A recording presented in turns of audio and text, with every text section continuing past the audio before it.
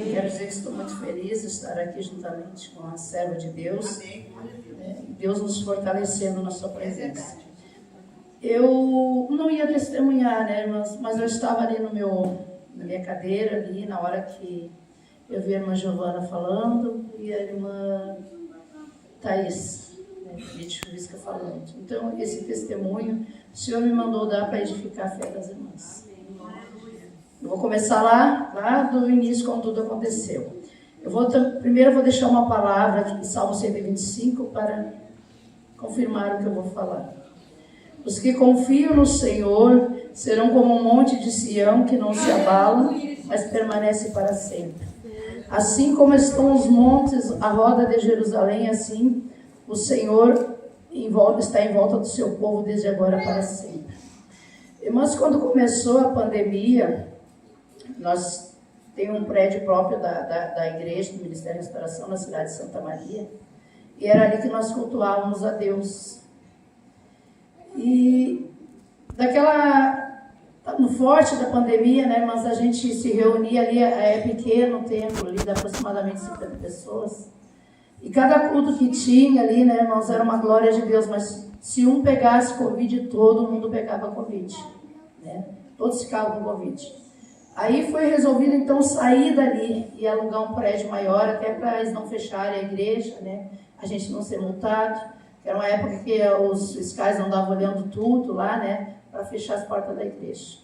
Aí fomos para um prédio maior. E a gente ficou ali 2 anos e pouco nesse prédio. Mas chegou um momento, irmãos, que já não deu mais para suportar o aluguel. É um aluguel bastante caro.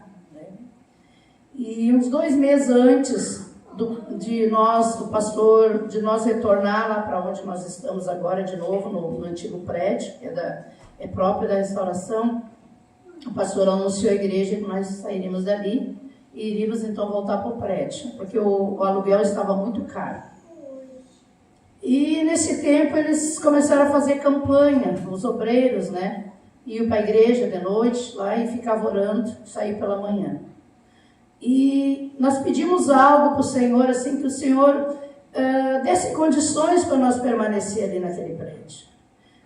E aí o meu esposo levantava pela madrugada, ele orava, e as nossas orações eram só essa: Senhor, faz um milagre.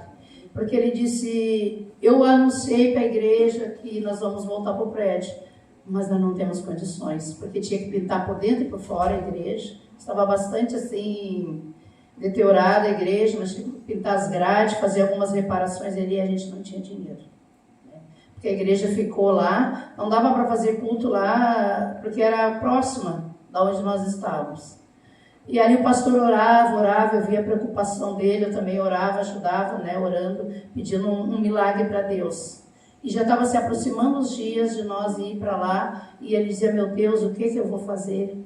Eu não tenho de onde tirar dinheiro, porque a tinta é cara, bem cara mesmo as tintas, e tinha outros reparos para fazer. E ali ele colocou nas mãos de Deus. Ele disse para mim: Magda, eu não sei o que fazer, mas meus olhos estão postos no Senhor. E bem próximo já de nós retornar ali para a igreja, né? Ele dizia que como é que eu vou levar, né, o povo para lá, se a igreja está em condições que não dá para levar o povo para lá. O pastor Gessé de Gravataí nos ligou e disse assim: pastor Elias, nós tem um grupo de jovens lá, a juventude de Gravataí, né, que fazem viagem missionária. É assim, né, irmã Vera? A viagem missionária. E nós queríamos saber se o senhor aceita nós ir ali. E o pastor se apavorou, né? O pastor disse: olha, eu queria muito que os jovens viessem aqui, evangelizassem, né, ajudassem o nosso jovem ali. Mas no momento nós não temos condição de nenhuma despesa. Tá, daí ele desligou. Daí depois ele ligou de novo e disse assim: o senhor tem alguma congregação aí que precisa ser arrumada? E aí o pastor disse: tenho.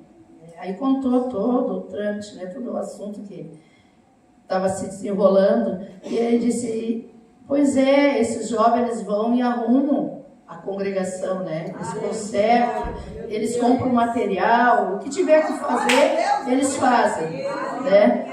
E Daí o pastor disse assim, não, mas ele tinha falado que comprava material, eles arrumam. Aí o pastor disse assim, mas eu não tenho condições para comprar o material, né? Ele disse, não, pastor. Aí o pastor William também, lá de Gravataí, falou com o pastor Elias, não, a gente vai levar tudo, a gente vai levar todo o material, vai levar tinta, vai comprar o que precisa comprar, a gente vai pagar todas as despesas da alimentação da juventude, o senhor não se preocupa com nada. E assim, irmã, se deu, né, este milagre para nós lá. E nós estamos agora lá na congregação, de novo voltamos, que é própria mesmo. E o interessante é que o pastor Elias com os obreiros tentava alugar e não dava nada certo ali. Tentavam vender e não dava nada certo, né? Porque eles queriam ver se compravam em outro lugar, né? Um terreno, um outro lugar, daí entrar no terreno. Mas sempre as portas se fecharam.